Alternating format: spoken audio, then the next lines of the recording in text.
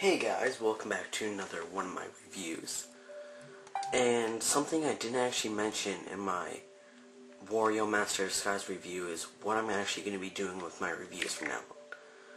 So, as some of you should know, recently I've been doing a lot of more Let's Plays, and I will continue to keep it that way. But I've kind of come up with a new thing. So, next time, the problem with Super Paper Mario was I went that entire Let's Play and didn't do a review till the very end. So if it's going to be a really long game, then I'm going to keep on doing little reviews in between, but if it's just a little short game like Shrek, then I'll just do one review and be done with it. Then I'll just do the whole thing and then do a review. But anyways, Kirby 64, The Crystal Shards. Yeah, you gotta love my big opening. Now, I highly doubt anybody even knows this, but if you follow me on Twitter, or maybe you've gone to We-Friend, which I highly doubt it, then you know that I didn't like Kirby 64. Didn't. I just was really disappointed with this game when I downloaded it. I had a lot of high expectations. But now that I've actually played it a lot more, this game is really starting to grow on me. So anyways, you got 3 files here. You can start, options, or delete. Now I've got something to say about the options. They're not really options. I knew that there were mini games in this, but I had no idea where they were. I'm like, oh, you gotta go in the options. Yeah, that makes so much sense. So, options are more so extras, and then there's settings, which stereo and mono, and that's let you pick your display and everything. So you got soundtrack, theater, enemy info, which I'll explain later, and mini games. Obviously, every Kirby game has to have 3 mini games. This one, I don't know, they're kind of hard to explain. They're pretty fun. I'll just go into each one a tiny little bit. Alright, so the way you play this one is, you gotta keep on hopping on forward. The A button makes you hop 2 spaces, and the B button makes you hop 1. So you gotta make sure that you don't fall in the holes. It's really kind of chaotic to do. It's not the easiest thing to do while you're talking. This one's pretty simple. This one's pretty simple to explain. You just need to go around and catch fruit, and you can press the A button to spin with people. Kind of weird. You're like getting thrown around all over the place. This one's a lot of good fun, but it can be a bit cheap sometimes. And finally, this one, which is actually my favorite. So the whole point of this one is you gotta shoot a path forward, and then all the blocks fall down, and you gotta make your opponents fall. Pretty simple. All these mini games can be played on 4 players. Pretty cool, you know. Every Kirby game has to have its mini games, and these don't perform. Well, they can be really cheap sometimes. I just want to mention that. This has just some insanely cheap AI at times. And I'm screwed. So yeah, this one will show some of that. So let's actually get into the main game. So you have 6 levels, as they are so called. You enter one, and then, well, this one you only have 3 stages and then a boss, but in most of the other ones you have 4 stages and then a boss. So I'll just enter the first level here.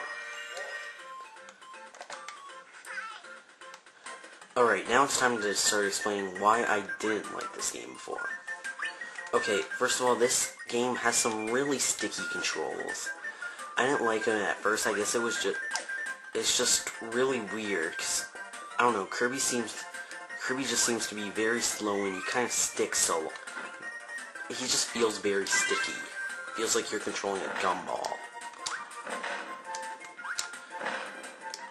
So yeah, pretty much. It's actually quite a bit different than most other Kirby games. This one is a lot more horizontal scrolling than vertical scrolling.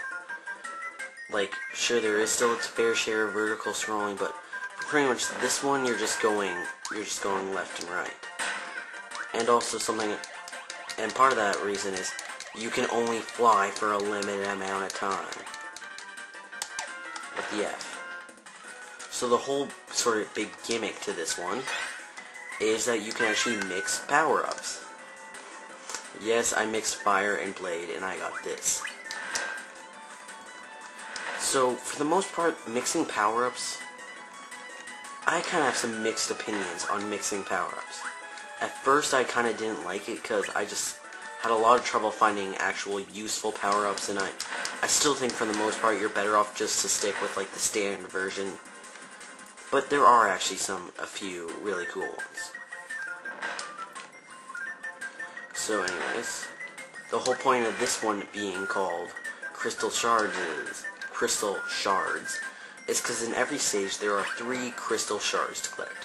You don't have to collect them, but that's where I really started to appreciate the game. So I beat the game, I'm like, I was really hoping for more. Then I actually went back and played through it, I'm like, wow, there's actually a lot more to this game than I thought. It's really actually quite awesome. So yeah, let's get rid of this.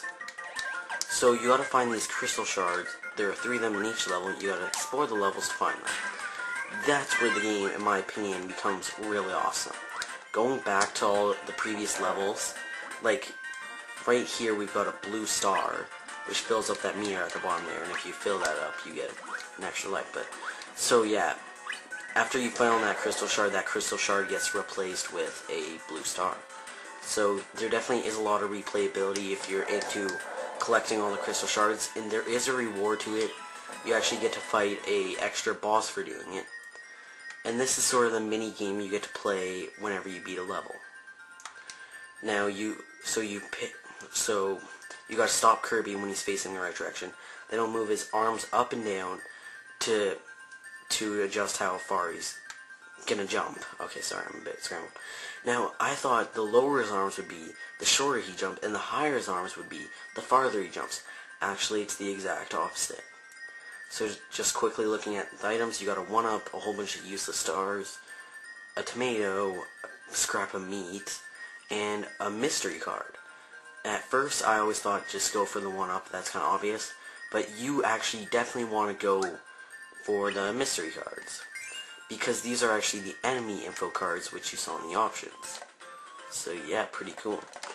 They don't really do anything, they're just, like, you know, if you're like sort of a perfectionist, you'll definitely want to go about exploring for them. Something I didn't even mention was, as you saw before, there was sort of like a black thing that I need the bomb to break open, and that's part of where the game really gets. That's part of the whole gimmick with finding crystal shards. So, like, if you're just finding a normal, like, there are crystal shards that are just, like, hidden throughout the level, and you just need to find them. There are puzzle-based crystal shards, which are probably my least favorite, just because the puzzles can be a little bit. There's just, like, unless you just need to. I don't really know how to explain them. You get the idea. They can be a little bit out there. Even for Kirby, they're a little bit. You should pretty much say, wow, I never would have thought of that, unless you go to GameFAQs. Like this light bulb, I'll give you a hint. This light bulb will help you solve a puzzle. And I actually had to go on GameFAQs to solve that puzzle. Light bulb. They're pretty useless. So, as I was talking about the crystal shards, sorry I get sidetracked so easily, is that one was just like black, indicating that I need to use the black power-up, which was the bomb. Because each power-up has a certain color. So, yeah. And there are ones where they'll like mix 2 colors, so you have to get a green and orange one, then you need to get the power-up that's green. Sorry, Blade is green. And the power-up that's orange, which I believe is Spike, not sure. I'm pretty sure it's Spike. So yeah, that's pretty much Kirby and the Crystal Shards. At first I didn't like it, but there is quite a bit of content when you think about it. Like down here would be one of the hidden Crystal Shards. Whee! But as I said, it gets replaced with a blue star. And whoop. So I think this game may take some time to grow on you. if it's just me. A lot of people have actually called this, some people have called this the best Kirby game, and some people have called it the worst Kirby game, so it's very opinionated, and yes, I did just miss a 1-up. So I think you should pretty much be able to tell whether or not you like this game. At first I didn't like it, but now I do. So I give Kirby 64, the Crystal Shards, a thumbs up. Well, that's all. So yeah, more reviews on the way. Just so you know, Link's Apprentice 100, Derek 14 Packers, and game reviews. That sounded like a Z, even though it was an S. What? Yay, red star. Okay, ending with a red star. That's it. So, yeah, thumbs up. I think you should tell whether or not you like this game, and that's it. Bye.